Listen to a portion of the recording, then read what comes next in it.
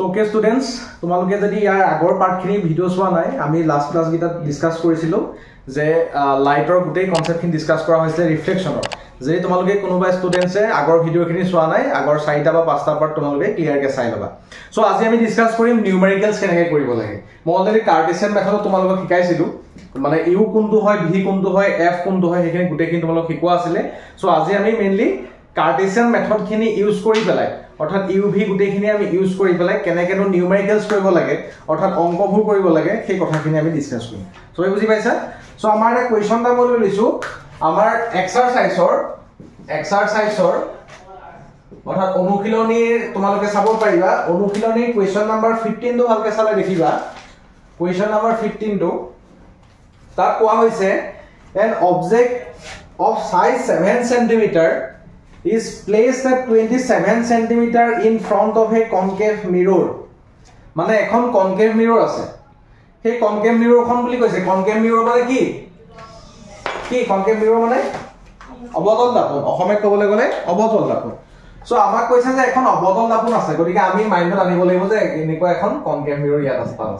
আৰু সেই অবতল দাপনখনৰ আগত 27 cm আগত এটা অবজেক্ট ৰখা হৈছে। কিমান সেন্টিমিটাৰ আগত? 27 সেন্টিমিটাৰ আগত। সদায় মনত ৰাখিবা অবজেক্টটো আমি কোনফালে ৰাখিম? অবজেক্টটো আমি সদায় ৰাখিম মিৰৰখনৰ লেফট সাইডে। বুজি পাইছানে কথাটো? মিৰৰখন এখন হয়, মিৰৰখন ৰাইট সাইডটো এইটো, মিৰৰখন লেফট সাইডটো এইটো। গতিকে ইয়াৰ কিমান সেন্টিমিটাৰ আগত আমি অবজেক্টটো ৰাখিম? 27 সেন্টিমিটাৰ। গতিকে গিভেন বুলি দি লিখি লবা যে দিয়া আছে গিভেন অবজেক্ট ডিসটেন্স বা আমাৰ অসমীয়াত ক'বলৈ গ'লে লক্ষ্য বস্তুৰ দূৰত্ব। Object distance U equal to কিমান হ'ব তেতিয়াহ'লে? কিমান সেন্টিমিটাৰ আগত ৰখা হৈছে? 27 সেন্টিমিটাৰ। গতিকে আমি লিখিব লাগিব এইটো এফালে আছে যেহেতু, সেইটো কাৰণে লিখিব লাগিব -27 সেন্টিমিটাৰ। সবে বুজি পাইছা নে? এইটো প্লাস মাইনাস কেনেকৈ লম সবে বুজি পালা? এইফালে ৰাখিলে প্লাস হ'ব, এইফালে ৰাখিলে মাইনাস হ'ব। অবজেক্টটো আমি সদায় মিৰৰখনৰ লেফট সাইডে ৰাখো, গতিকে অবজেক্টটো সদায় অবজেক্ট ডিসটেন্সটো সদায় মাইনাসতে হ'ব। সদায় মনত ৰাখিবা এইটো কথা, ঠিক আছে? ওকে, নেক্সট আমাৰ কি কৈছে আৰু অবজেক্ট অফ সাইজ 7 সেন্টিমিটাৰ বুলি কৈছে। মানে কিহৰ সাইজৰ কথা ক'লে? অবজেক্টটো যেটো সাইজ, তাৰ যেটো উচ্চতা, যেটো হাইট, সেই তিনটা শব্দ দিব পাৰে। হাইট দিব পাৰে, লেন্থ দিব পাৰে, সাইজ দিব পাৰে। বুজি পাইছানে কথাটো? গতিকে ইয়াৰ যেটো সাইজ সেইটো কিমান সেন্টিমিটাৰ কৈছে? সেইটো 7 সেন্টিমিটাৰ। গতিকে আমি লিখিব লাগিব অবজেক্ট সাইজ, অৰ্থাৎ আমাৰ লক্ষ্য বস্তুৰ উচ্চতা। অবজেক্টৰ সাইজটো 8 সেমি লিখে জানো? হয়, গতিকে আমি লিখিম কিমান সেন্টিমিটাৰ ওপৰলৈ আছে দেখিছানে? ওপৰলৈ যেতিয়া থাকিব অবজেক্টটো বা আমাৰ অবজেক্টটো যেতিয়া আমি ওপৰলৈ থিয়কে থাকিব, সেইটো সদায় প্লাছত লিখা হয়। উল্টা হৈ যেতিয়া থাকিব সেইটো সদায় মাইনাছত লিখা হয়। সবে বুজি পালা? গতিকে এতিয়া আমি হাইটটো কিমান দিয়া আছে?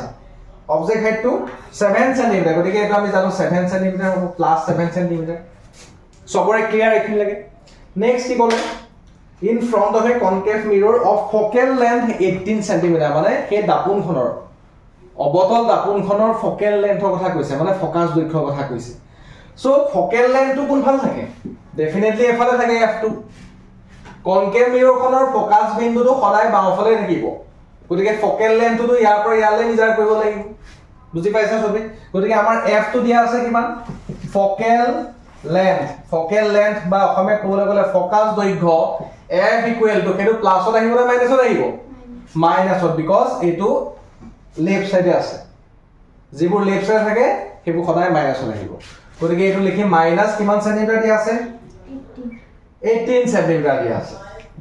আমাৰ ডাটা এইটা দি থোৱা আছে। আমাৰ এখন কনকেভ মিৰৰ আছে, কনকেভ মিৰৰ আগত আমি এটা অবজেক্ট ৰাখিছো। অবজেক্টটো যিকোনো ৰাখিছো তাৰ পৰা মিৰৰখনলৈকে ডিসটেন্সটো হৈছে ইউ, সেইটো হৈছে -27 সেন্টিমিটাৰ। নেক্সট আমাক দি থোৱা আছে যে তাৰ হাইটটো, অবজেক্টৰ হাইটটো দি থোৱা আছে।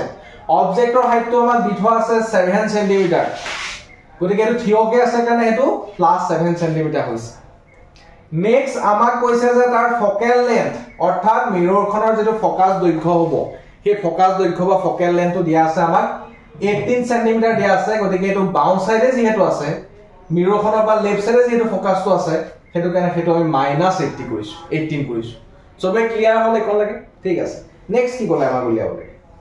At what distance from the mirror should be a screen be placed?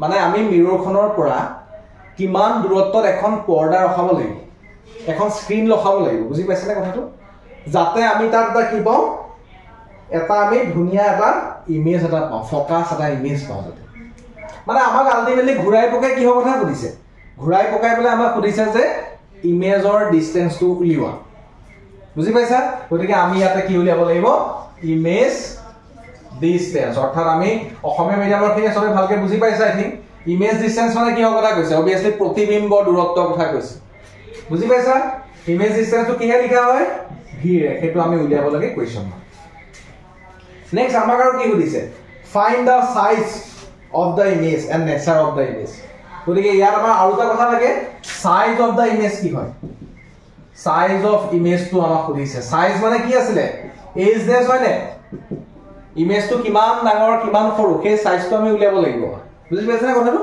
গতিকে আমি এই দুটা আমাৰ ডাটা আমি উলিয়াব লাগে সবৰে ক্লিয়াৰ হৈছে নে সো এনেকুৱা আমি যেটো মিৰৰ ফৰ্মুলা আছে মিৰৰ কোৱেশ্চন কৰিবলৈ আমি জাস্ট দুটা ফৰ্মুলা ইউজ কৰিম মই বাৰে বাৰে কৈছো এতিয়া মিৰৰ কোৱেশ্চন কৰিবলৈ হলে দুটা ফৰ্মুলা ইউজ কৰিম প্ৰথমটো ফৰ্মুলা হৈছে 1/v + 1/u = 1/f বুজি পাইছা নেক্সট টু ফৰ্মুলা হৈছে আমাৰ বিবৰ্ধন বা আমাৰ ম্যাগনিফিকেশন লেভেল খুলিব পাৰে ম্যাগনিফিকেশন মানে m = কি আছিল h/h = -v/u বুজি পাইছা ম্যাগনিফিকেশন মানে বিবৰ্ধন মানে কিমান ডাঙৰ কিমান সৰু ইমেজটো হেতু উলিয়াবলৈ আমাক খুলে বুজি পাইছা কথাটো গতিকে তোমালোকে এতিয়া প্ৰথম উলিয়াই ল'ব লাগিব v টো বুজি পাইছা নে সো v উলিয়াবৰ কাৰণে আমি ফৰ্মুলা লগাব লাগিব we know that মই শৰ্টকে লিখিছো দেই আমি জানো যে ফৰ্মুলা কি লগাম 1/u + 1/v = 1/f এই ফৰ্মুলা লগাব লাগিব নেক্সট এইটো ফৰ্মুলা যেটা আমি ইউজ কৰিলো এইটো ফৰ্মুলা ইউজ কৰাৰ লগে লগে আমি সব ভ্যালু পুট কৰিম ইয়াত এটা আমি উলিয়াবলৈ কি কৈ আছো v উলিয়াবলৈ কৈ আছো গতিকে যেটো উলিয়াব লাগে হেতু সদায় লেফট সাইডে ৰাখি দিবা বাকিবোৰক সমান চিনৰ ইকুৱেল চিনৰ বাহিৰলৈ পঠাই দিবা বুজি পাইছানে কথাটো সো আমি v উলিয়াব লাগে এটো v 1/v = 1/f টো এফালে আছে মাইনাস কৰি দিম এটো u টো 1/u টো প্লাসত আছে ইফালে লৈ যাম কি হ'ব মাইনাস হৈ যাব 1/u সবে বুজি পাইছা সবে এখিনকে বুজি পালা না নাই মই এটো কথা কওঁ মই এখিনি মুহাই দিছো দেই দেখি নোট কৰা নোট কৰি লবা মই মুহাই দিছো ঠিক আছে সো ওকে এতিয়া আমি ইয়াৰ ভ্যালু খিনি পুট কৰিম f ৰ ভ্যালু কিমান দিয়া আছে ভালকে চোৱা f ৰ ভ্যালু কিমান আছে f টো কৈছে আমাৰ 18 সেমি মানে এটো -18 সেমি আমি লিখি থোৱা আছে মাইনাস u ৰ ভ্যালু কিমান দিয়া আছে u ৰ ভ্যালুটো দিয়া আছে কিতাপত ভালকে চোৱা বা মই অলপ লিখি থৈছিলো u ৰ ভ্যালু দিয়া আছে আমাৰ -27 সেমি সো তোমালোকে এনেকুৱা ক্যালকুলেশনটো ভুল নকৰিবা গুটে কোৱেশ্চনটো শুদ্ধ কৰি গুটে অংকটো শুদ্ধ কৰি লাষ্টত ক্যালকুলেশনৰ কাৰণে মাৰ্কটো যেতিয়া যায় গুছি যায় বৰ বেয়া লাগে এটো কেতিয়াও হেতু ভুল নকৰিবা বুজি পাইছানে কথাটো গতিকে ইয়াত আমি কি কৰিব লাগিব 1/-18 ললো মাইনাসে প্লাস হয় গতিকে আমি এখানে প্লাস লিখি ললো 1/27 হৈ গল এতিয়া চোৱা 18 আৰু 27 আমি এইগিটা সংখ্যাৰ দিন এইগিটা কি হয় আমাৰ ডিনোমিনেটৰ নহয় জানো হৰণ নহয় জানো গতিকে এহেতৰ আমি কি কৰিব লাগিব লসাগু বা এলসিএম লব লাগিব বুজি পাইছানে কথাটো গতিকে তোমালোকে এইগিটা ডিভাইড কৰি চাব পাৰা 18 27 ক ডিভাইড কৰি চাব পাৰা এতিয়া এটো লাষ্টত কি কৰিব লাগিব আমি ইয়া উল্টা কৰিব নালাগিব জানো গতিকে আমি উল্টা কৰিলে কিমান পাম আনসাৰটো -54 সেন্টিমিটাৰ গতিকে -54 সেন্টিমিটাৰ আমাক কি বুজালে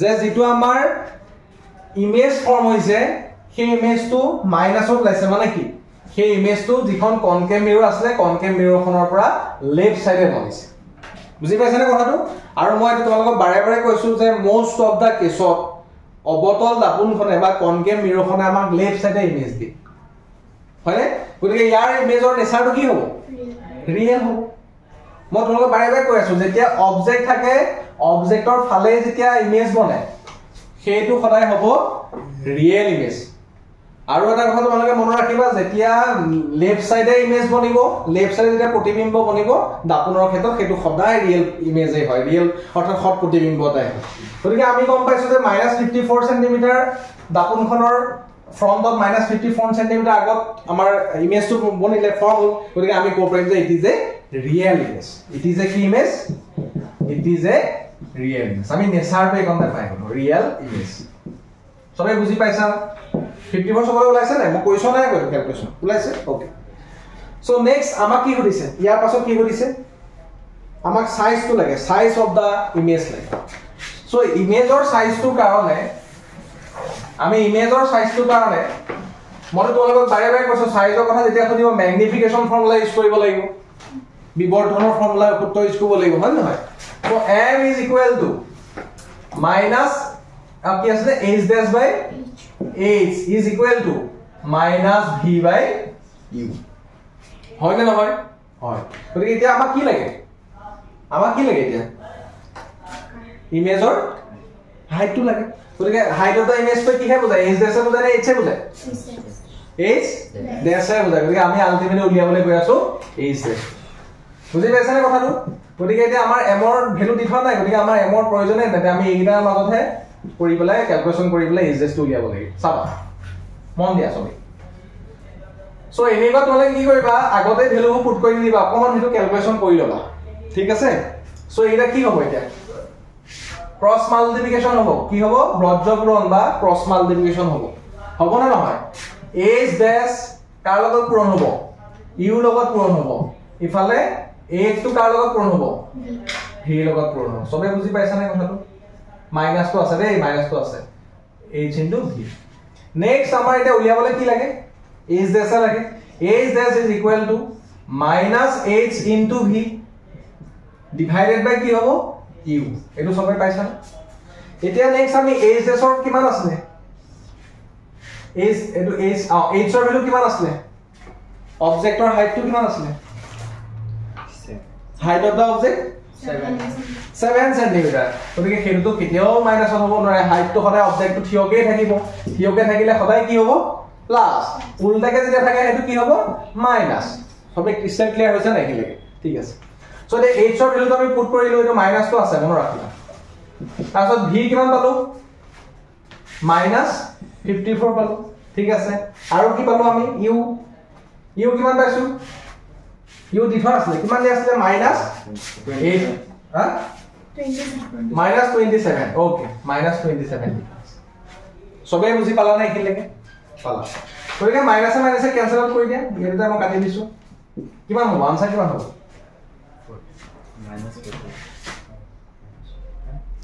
-27 into 2 কিমান হ'ব 54 পালা নাই এটা দুবাৰ গুছি গ'ল নাই কইকে কিমান পালা -14 সেন্টিমিটাৰ পালে গতিকে আমি গম পালো যে যেটো ইয়াত ইমেজ বনিছে সেই ইমেজটো এখন যদি কনকেভ মিৰৰ হয় আমাৰ কনকেভ মিৰৰ হয়নে অবজেক্টটো আমাৰ এখিনতে আছে 27 সেন্টিমিটাৰ হয়নে গতিকে ফোকাসটো ইফালে আছে গতিকে ইয়াত যেটো ইমেজ বনিছে সেই ইমেজটো ইফালে বনিব বুলি গম পালো আৰু সেই ইমেজটো কি হ'ব তললে বনিছে বুজি পাইছনে কথাটো মানে আমি কব পাৰিম ইয়াৰ ৰিয়েল এন্ড ইনভাৰ্টেড ইমেজটা বনিছে ইয়াৰ -14 সেন্টিমিটাৰ আমাক এটো বুজাইছে যেটো হাইট হ'ব ইমেজটোৰ সেই হাইটটো উল্টাকে আছে ইমেজটো আমাৰ ইয়াত থিয়কে থকা নাই ইমেজটো কি হৈ আছে উল্টা হৈ আছে ইনভাৰ্টেড হৈ আছে আৰু সদায় মনত ৰাখিবা যেতিয়া ৰিয়েল ইমেজটা বনাটো ৰিয়েল হলে ইনভাৰ্টেড হয় মানে হট প্ৰতিবিম্ববোৰ বেছিভাগ হট প্ৰতিবিম্ব মোস্ট অফ দা হট প্ৰতিবিম্ব কি হয় উল্টা হট হলে কি হয় উল্টা ভাৰ্চুৱেল হলে ভাৰ্চুৱেল বা অহট হলে কি হয় সদায় কিন্তু থিয় হ'বই তোমালোকে যে ভাৰ্চুৱেল ইমেজৰ ক্ষেত্ৰত যে তোমালোকে h dash টো উলিয়াবা হেতু সদায় প্লাস পাবা ৰিয়েল ইমেজৰ ক্ষেত্ৰত যে তোমালোকে h dash টো উলিয়াবা হেতু সদায় মাইনাস পাবা বুজি পাইছানে কথাটো গতিকে এইটোৱে আমাৰ আনসাৰ ঠিক আছে সবে বুজি পালা আই থিংক আৰু যদি কিবা নাই বুজা মোক সুধিবা ঠিক আছে